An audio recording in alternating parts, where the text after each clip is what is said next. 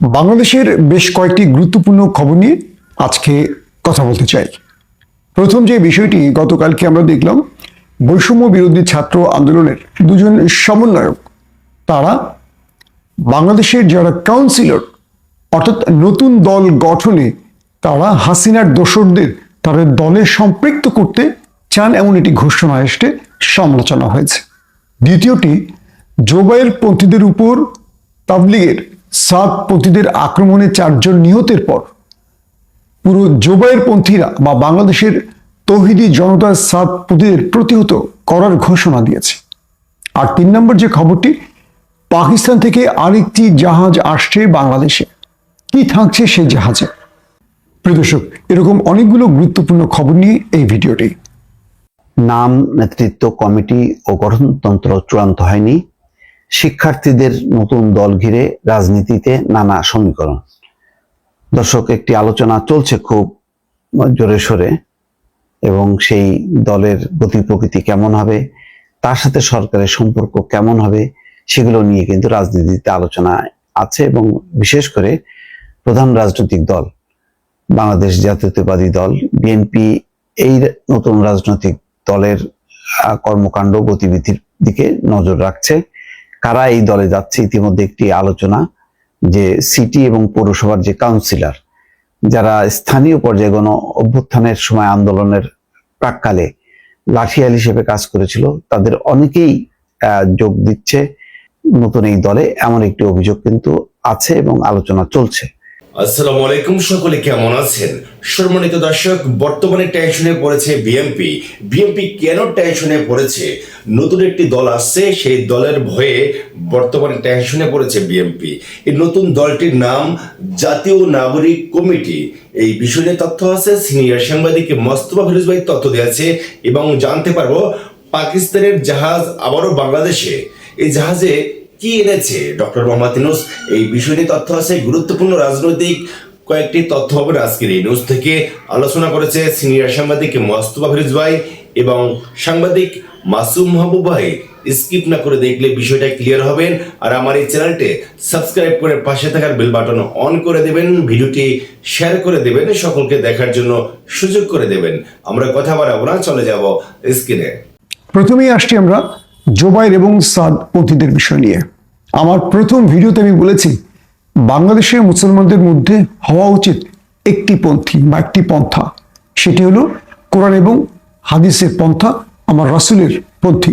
কিন্তু আমরা দেখলাম আমাদের যারা ইমানের কাজগুলো করছেন মানুষের দোরগোড়ায় পৌঁছে গিয়ে বা মানুষের কাছে ছুটে গিয়ে মসজিদ মাদ্রাসাগুলোতে, সেই সব মেহনতি তৌহিদি জনতার মধ্যে দুটো ভাগের সৃষ্টি হয়েছে, একটি জোবায়েরপন্থী, অন্যটি সাদপন্থী।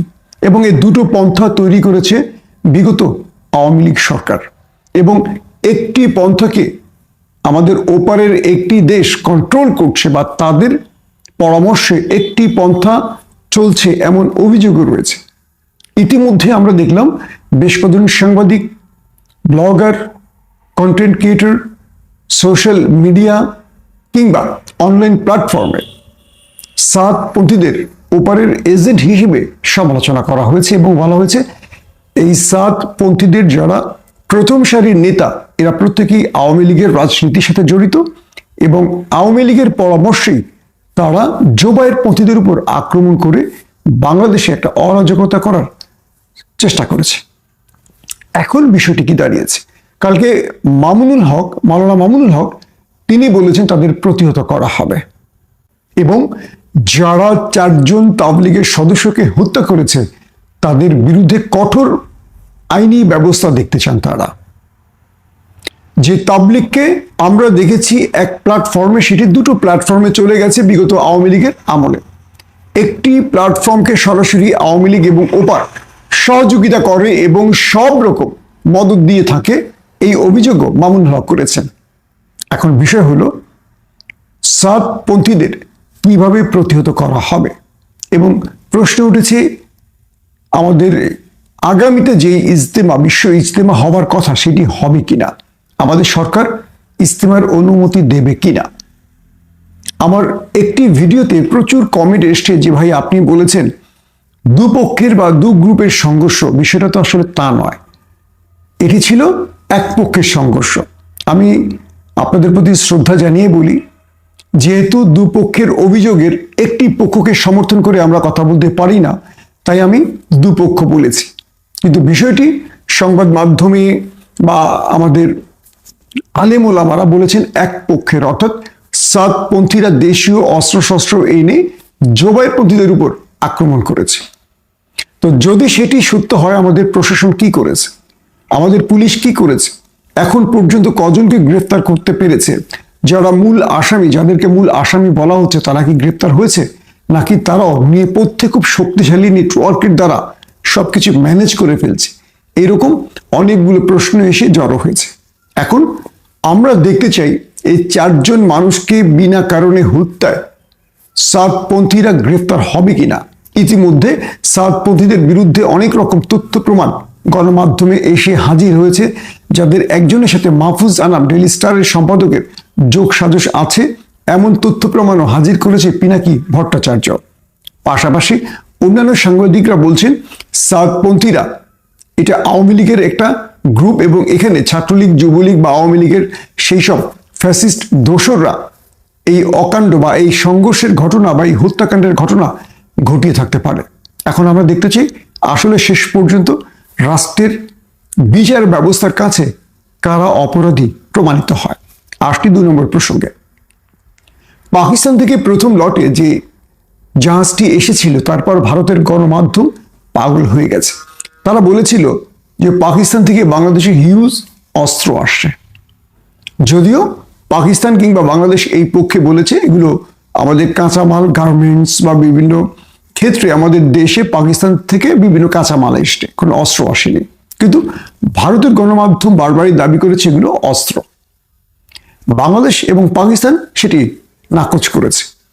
এরপর এই বিশাল আলোচনার সমালোচনার পর আবারও পাকিস্তান থেকে আরেকটি জাহাজ বাংলাদেশে আসছে। এখন বিষয় হলো এই জাহাজটির ভেতরে কি আছে, এটি নিয়ে আবার আলোচনা হয়েছে। বিগত সময়ে বাংলাদেশে পৃথিবীর বিভিন্ন দেশ থেকে যত জাহাজই এসেছে, কখনো কিন্তু এই আলোচনাটি হয়নি জাহাজে কি আছে। আমাদের বন্দর, আমাদের রোড, আমাদের ট্রানজিট সবকিছু ভারত ব্যবহার করলেও ভারতকে নিয়ে 15 বছরে কেউ এই প্রশ্নটি করতে পারেনি যে ভারত থেকে বাংলাদেশে মূলত কি এসেছে। কিন্তু যখনই পাকিস্তান থেকে একটি জাহাজ বাংলাদেশের বন্দরনগরী চট্টগ্রামে প্রবেশ করেছে, তখনই আমরা দেখলাম এই আলোচনাটা একেবারে উপরে উঠে এসছে। বিষয়টি হলো যে পাকিস্তানের সাথে বাংলাদেশের কোনো সম্পর্ক সৃষ্টি না হোক, এটি নিয়ে যথেষ্ট চেষ্টা চালাচ্ছে ভারত। কিন্তু বাংলাদেশের সোশ্যাল মিডিয়া, গণমাধ্যম বা মানুষের মতামত প্রকাশের যে প্ল্যাটফর্মগুলো, সেখানে যে বক্তব্য পাওয়া যাচ্ছে, সেখানে বোঝা যাচ্ছে বাংলাদেশের মানুষ চায় পাকিস্তানের সাথে বাংলাদেশের সম্পর্কটা আরো জোরালো হোক। কারণ বাংলাদেশ সব দেশের সাথে সম্পর্ক বৃদ্ধি করলে বাংলাদেশের অর্থ, বাণিজ্য সব ক্ষেত্রে বাংলাদেশের অবস্থাটা আরো ভালো হবে। কেবল একটি দেশের দিকে তাকিয়ে থেকে নয়, সবার সাথে সম্পর্ক চায় বাংলাদেশের জনগণ। আসলে আরেকটি বিষয়, আমাদের একজন বিএনপি নেতার জামাই, তিনি সাম্প্রতিক সময় বেশ অনেকেই কটাক্ষ করেন তার মতের বাইরে গেলে। একটা সময়ে তাকে মনে করা হতো যে তিনি ফ্যাসিস্ট বিরোধী একজন ব্লগার, কিন্তু এখন তাকে মনে হচ্ছে তিনি একটি বিশেষ গ্রুপের ব্লগার, অর্থাৎ তিনি বাম রামপন্থী চিন্তা চেতনার একটা ধারক বাহক হয়ে দাঁড়িয়ে গেছেন। কিরকম? সাম্প্রতিক কোনো একটি প্রোগ্রামে যেমন সাজো তেমন একটা কি প্রোগ্রাম ছিল, সেখানে হামাস সদস্য সাজা হয়েছিল, কিছু যুবক হামাস সেজেছে।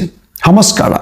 হামাস হলো গাজার সেই প্রতিরোধ বাহিনী যারা দখলদারদের বিরুদ্ধে লড়াই করছে, কিন্তু তাদেরকে ইসলামিস্ট, জঙ্গি এরকম তকমা অনেকেই সোশ্যাল মিডিয়ায় দিচ্ছেন। এটা নিয়ে সোশ্যাল মিডিয়ায় আলোচনা হচ্ছে, সমালোচনা হচ্ছে। কিন্তু একটি বিষয় আমাদের আসলে কনফার্ম করা উচিত, হামাস কারা আর আইএস কারা, দায়েশ কারা। আবার আমাদের মনে রাখতে হবে যে ফিলিস্তিনের যারা মুক্তিকামী তারা কারা। এটা যদি আমরা না বুঝি, তাহলে আমরা সবকিছুকে জঙ্গি মনে করব, মিলিয়ে ফেলবো, গুলিয়ে ফেলবো। আমি সেই বিএনপি নেতার জামাতা, বিএনপির কোঠায় যিনি আজকে আলোচনার তুঙ্গে উঠছেন, হয়তোবা তার নামটি আপনারা সবাই জানেন, তাকে উদ্দেশ্য করে বলতে চাই, বাংলাদেশটা আপনার একক ইচ্ছায় চলবে না। এই দেশের মানুষ যেটাকে অধিকাংশ সমর্থন করবে সেটাই হবার কথা। আমার শ্বশুর হয়তো বড় বিএনপি, আওয়ামী লীগ বা জামাতের নেতা নন, কিন্তু এই দেশের নাগরিক আমিও, এই দেশের নাগরিক আমরা, আপনি সহই আমরা নাগরিক। যদিও আপনি প্রবাসে থাকেন, এই দেশের নাগরিক আছেন কিনা জানি না, কিন্তু ইসলাম শব্দটাকে কখনো জঙ্গি প্রমাণের জন্য আপনারা যেভাবে ব্যস্ত হন, এটাকে আমরা ভালোভাবে গ্রহণ করছি না। যারা হামাস সদস্য সেজেছে তারা মুক্তিকামী, যেমন ৭১-এ আমরাও মুক্তিকামী ছিলাম, মুক্তিযুদ্ধ করেছি। আমি না করলেও আমার পিতৃপুরুষরা করেছে, আমার অগ্রজরা করেছে বলেই আমরা দেশ স্বাধীন পেয়েছি। তো আজকে ১ লক্ষের মতো আনঅফিসিয়াল আর অফিসিয়ালি ৪৫,০০০-এর উপরে ফিলিস্তিনিরা প্রাণ দিয়েছে কেবল একটি স্বাধীন মানচিত্রের জন্য, যারা একসময় স্বাধীন রাষ্ট্র ছিল। আর সেই ফিলিস্তিনের যুবকদের প্রতিকৃতি বা তাদের মতো করে সেজে কেউ যদি জঙ্গি হয়, তাদেরকে যদি জঙ্গি বলে, তাদের ঠোঁট আমরা সেলাই করে দিতে চাই, তাদের ঠোঁট আমরা সেলাই করে দিতে চাই। আপনাদের ইচ্ছাই রাষ্ট্র চলবে না, আপনাদের হাতে গোনা কজন বামপন্থীদের ইচ্ছে দেশ চলবে না। এই দেশে ৯০% মুসলমান, প্র্যাকটিক্যাল মুসলমান, প্র্যাকটিসিং মুসলমান, তাদের ইচ্ছে দেশ চলবে।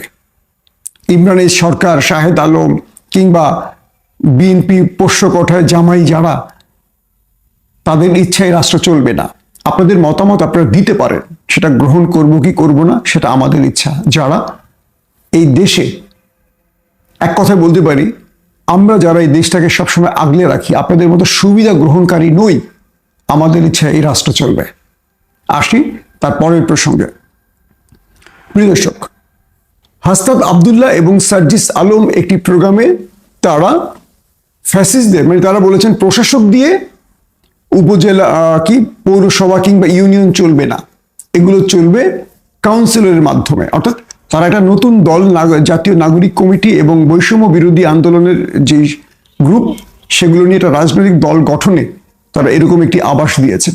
এটা নিয়ে আমি ডিটেল পরে বলবো, শুধু এখন এইটুকু বলতে চাই, বিগত ১৫ বছরে যারা নির্বাচিত হয়েছেন বা যারা ইলেক্টেড হয়েছেন বা সিলেকশন হয়েছেন, তারা সবাই আওয়ামী দোসর। কোথাও বিএনপি বা আদার্স কোনো দলের নেতারা নির্বাচন করতে পারেনি। তো আপনি যদি সেই ফ্যাসিস্ট বা পালিয়ে যাওয়া বা পতিত স্বৈরাচারের অনুসারীদের, দোসরদের নিয়ে দল গঠন করতে চান, আমি এটুকু মনে করি আপনারা ভুল পথে এগুচ্ছেন, ভুল কাজ করছেন, এবং এই ভুলের মাসুলটা এত বড় করে দিতে হবে যেটা আপনারা কল্পনা করতে পারবেন না। আমি আপনাদের প্রতি সম্মান জানিয়ে বলছি, শ্রদ্ধা জানিয়ে বলছি, আপনাদের দলে যোগ দিতে অনেক ভালো মেধাবী মানুষ, দেশপ্রেমিক মানুষ অপেক্ষা আছে, যুবকরা অপেক্ষা আছে, বিভিন্ন পেশার মানুষ অপেক্ষা আছে। কিন্তু আপনারা যদি মনে করেন যে রুট লেভেলে কিছু প্রভাবশালী মানুষকে আমাদের দলে প্রয়োজন, তাই আমরা কাউন্সিলর, মেম্বার, চেয়ারম্যান এদেরকে ইনক্লুড করব, এটা ভুল হবে। এবং এদের বিরুদ্ধে এত অভিযোগ আছে, এরা আমাদের সমাজের ভালো কাতারের লোক নন। এরা চুরি, বাটপারি, ছেঁচড়ামি, লুটতরাজ, হত্যা, যত রকম জঘন্য কাজ আছে এদের বিরুদ্ধে সেই অভিযোগ আছে। যদিও বলছেন যে ডিএনএ টেস্ট করে আওয়ামী লীগকে ছেঁকে ফেলে দিয়ে আপনারা নেবেন, না, সবাই আওয়ামী লীগ, ছাকবেন কি করে বলেন? সবকটা আওয়ামী লীগের ভেতর থেকে ছেঁকে আপনি কি আওয়ামী লীগ বের করবেন? অতএব আপনারা রাজনৈতিক দল বানানোর জন্য যে সিদ্ধান্ত নিয়েছেন স্বাগত জানাই, কিন্তু যাদেরকে নিয়ে এই পরিকল্পনা এঁটেছেন, এটা আপনাদের ভুল সিদ্ধান্ত এবং এটি আপনাদের দলকে বিতর্কিত করবে এবং আমি বলবো শুরুতেই আপনাদেরকে একটা বড় রকম বিপাকে ফেলবে, সমালোচনার মধ্যে ফেলবে। এই সিদ্ধান্ত থেকে দ্রুত ফিরে আসেন, নতুবা এই দল জন্মের আগেই মৃত্যুবরণ করবে। নাম, নেতৃত্ব, কমিটি ও গঠনতন্ত্র চূড়ান্ত হয়নি। শিক্ষার্থীদের নতুন দল ঘিরে রাজনীতিতে নানা সমীকরণ।